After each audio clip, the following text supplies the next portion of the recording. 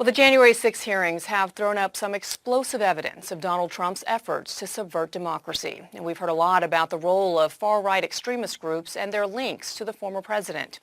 A new book by counterterrorism expert Malcolm Nance delves into this growing threat. He's the executive director of the Terror Asymmetrics Project. And Malcolm joined Michelle Martin to talk about far-right ideologies and also his own experience fighting in Ukraine. Thanks, Fiona. Malcolm Nance, thank you so much for joining us. It is my pleasure to be here. The title of your book is They Want to Kill Americans, the Malicious, Terrorists, and Deranged Ideology of the Trump Insurgency. Who's they? They are your neighbors. They are the people you would never suspect. They are the people who may keep their political opinion to themselves for the most part, who may just come out and do your plumbing or your tax returns, or maybe your, open heart surgeon. They are a collective of people that believe in one overriding ideology in America. And that is that the trends towards diversity, equality, common decency should be ended in order to give the what they view as the beleaguered white society in the United States an opportunity to maintain supremacy over the other 60 to 65% of Americans. And now it's moved to the point where, as we saw prior to January 6th, where they are more than willing to take up arms. And then throughout the summer of 2020, the people that you saw coming out with the arms protesting were no longer the individual militias like the Three Percenters or the Oath Keepers, the Boogaloo Boys, the Proud Boys. Oh, no. For every one of them, there were 9 average Trump voters who were frustrated and believed that their country was under attack. Their version of America was under attack, and they were showing up at these protests armed as well. They got it into their heads that America was crumbling, and they started bringing out weapons. So for every militia person, there are more Americans who take part in the insurrection, good example, that you would never imagine going out there and being proud of tearing down the fabric of American society. So as we are speaking now, the last scheduled hearing of the January 6th Investigative Committee is scheduled to meet. Do you feel that anything has been accomplished by these hearings? Well, they have certainly made an accurate and commendable public record. The problem is we have a governmental system right now that is so institutionalized, has reset it back as an institution. And I'm speaking of you, the Justice Department, that what should have been emergency investigations into a conspiracy to overthrow the government of the United States should have already been out bringing people in before grand juries and issuing indictments. The urgency of the defense of American democracy went out the window with the appointment of Merrick Garland. And I know he's going to get a lot of grief, but we find out from reporting from MSNBC in the last day that he sent a memo saying that very thing. He will not carry out investigations as elections are coming in. That means you have stopped the wheels of American justice. You have stopped it out of deference to people that tried to overthrow the American government. I mean, there is a time, to go get a sip of water during a gun battle, but you don't go out and say you're going on a vacation to Acapulco during a war. So this is what is happening. And I can only say from what I see, if there are lawyers at Justice who are neck deep in going out and running secret grand juries, then this is the tightest ship in the history of the United States over at the Justice Department. I don't believe that for one second. None of the American public who are watching this believes this for one second. Donald Trump committed crimes. His staff committed grievous crimes, which amount to sedition. And to a certain extent, if there had ever been a third party involved, it would have been treasonous. But there weren't. They just tried to overthrow the government. There is a reason we had those laws in place at the end of the Civil War. So how worried are you, though? I mean, just to be as blunt as you can be, and you are very blunt, how worried are you that our democratic institutions are going to hold? Oh, I'm thoroughly convinced that we are quite possibly on the last leg of the American experiment. Now, I've said that before. I said that in the run-up to 2020, and it was true at the time. If we had lost in 2020, the presidential election or the House or the Senate, good God, I just can't imagine where we'd be. Look at this movement over the last year to codify into law, taking away the right to vote from blacks, women, liberals all over the United States because they imagined that their power was being eroded by Donald Trump not being appointed president of the United States. We are in the last inning, and we're just lucky that we had an extra inning in 2020. This November, if there is not a coalition of independents who love America, the real people like me, I'm from Philadelphia. I am a strict originalist about what they wrote down at 5th and Chestnut Street. I do not like the idea of people thinking America belongs to any one person or group. I've read the words. I know what the American experiment truly is. It's a republic if we can keep it, as my fellow citizen Benjamin Franklin said. Mm-hmm. My problem is these people don't seem to understand that a republic is a democracy in which the rights of the minority are protected. They view this as a dictatorship that will give them what they want.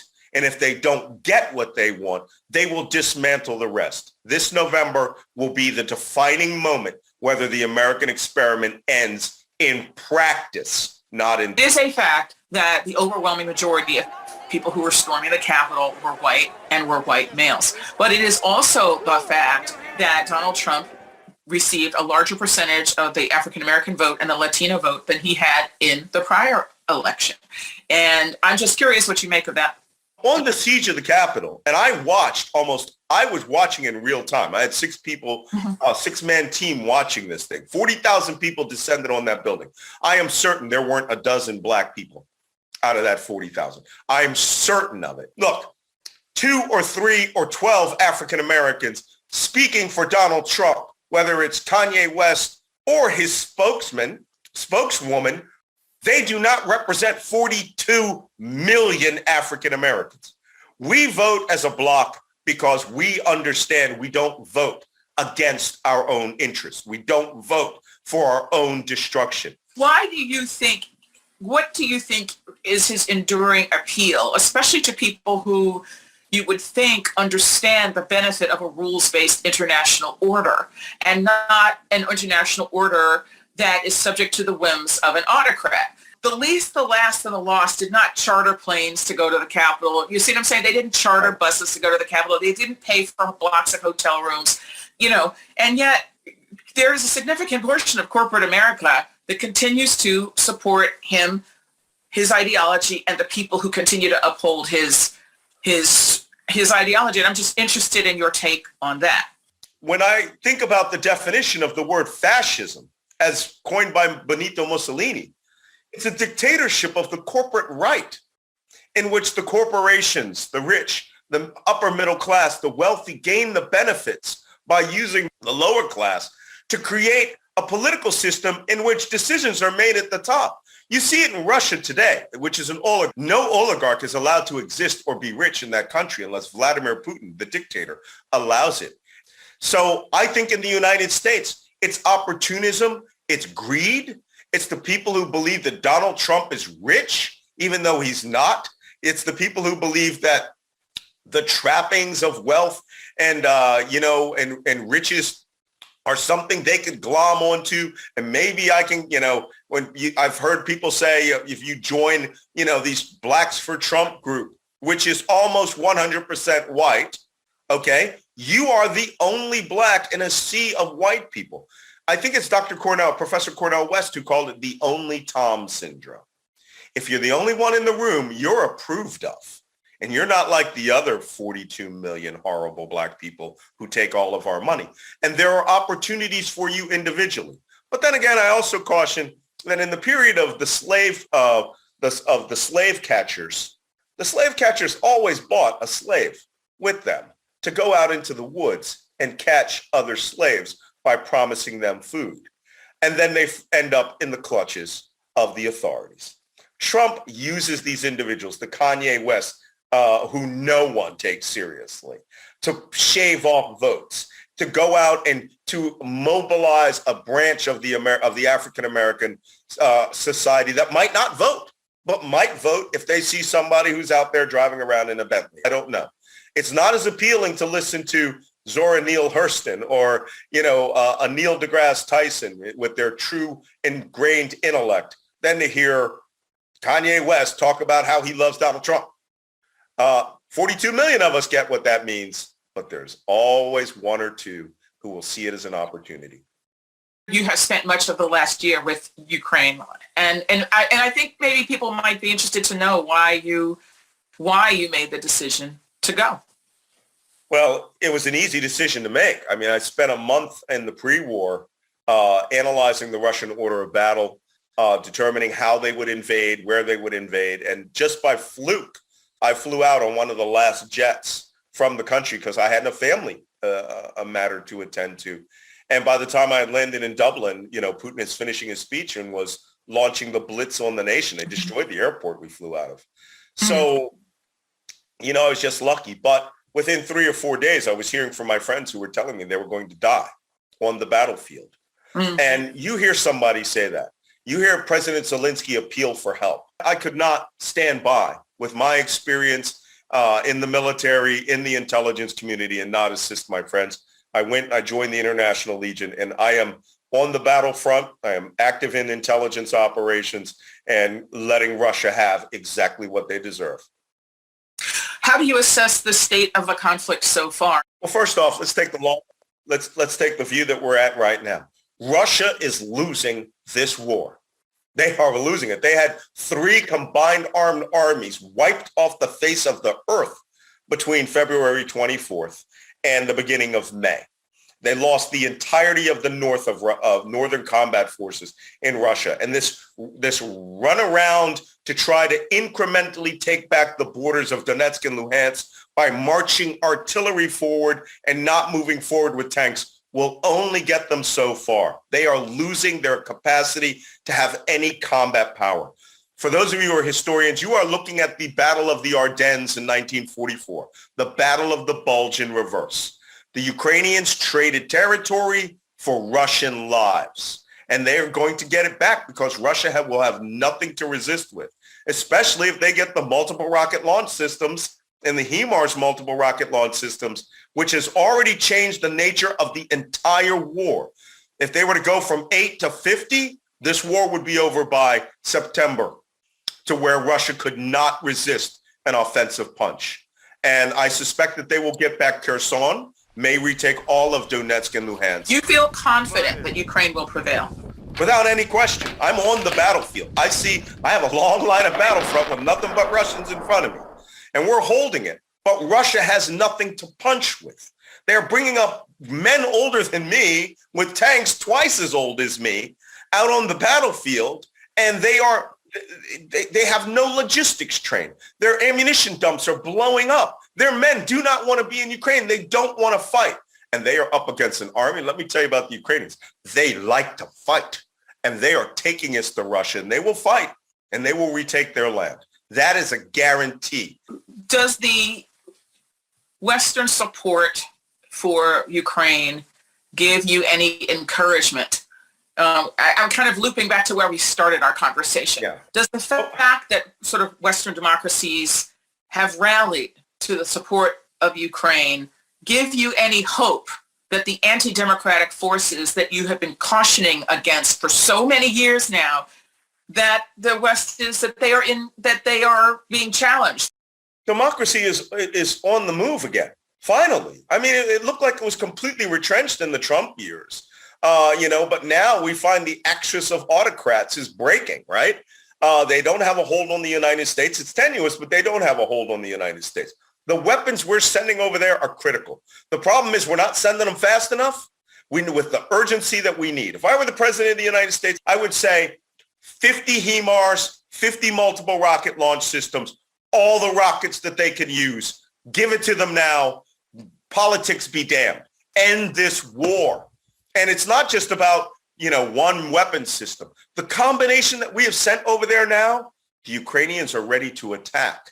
It's just that we need to make sure that the Russians in their trenches do not raise their heads, do not go to their artillery systems, and only start thinking about getting in those trucks and running back to the Russian border. So before we let you go, you've given us a lot to think about. What is your message to Americans? What should those who share your concern about the fragility of these institutions, of democratic institutions, what's your message to them? You know, I try to end my books on a very positive note, quoting the founding fathers, and I couldn't find it in me in this last book to do that. I couldn't find it in me. But let me go back to a previous book. I grew up in Philadelphia. I later in life ran into Washington Square, which was an old African-American cemetery right behind Independence Hall. And it's also the location of the first tomb of the unknown soldier. There are 1,200 dead American service members from the Continental Army buried there, right under the park. And across the inscription above Washington's head led me to where I am in the intelligence world now. And it says, "Liberty is a light for which many men have died in darkness." We do not have to give up on what America is. These people in the Trump world need to ask themselves, are they true patriots or are they sunshine patriots, as Thomas Paine put them? Are they the real winter soldiers who will stay for the hard slog of making America better, or they're just ready to throw it away? I will stand against them if it comes to that. I will stand against them in protest. I will stand against them in word. I will stand against them in deed if I have to correct them, to understand that we will not go down in darkness through some mad king's idea of what he thinks America is, one of the most ignorant people to ever hold office in the United States, and that their guns mean nothing, all right, to the words of our founding fathers. I was just in Philadelphia. I saw I always visit the Liberty Bell. I bought a new copy of Common Sense, because George Washington had all his officers reading. You should recommit yourself to the love of America, true America. America, when the black guy next to you in the battlefield is the truest ally that you have. The woman on the heavy machine gun is the person who will die for you. It is not about color. It is about creed, the creed to defend what we have built. The motto of the U.S. Army is, "This we'll defend." And that's what all of us need to commit ourselves to defending what is true and right and breaking this fever of our neighbors that have been misguided by Donald Trump. Malcolm Nast, thank you for speaking with us today. It is my pleasure, Julie.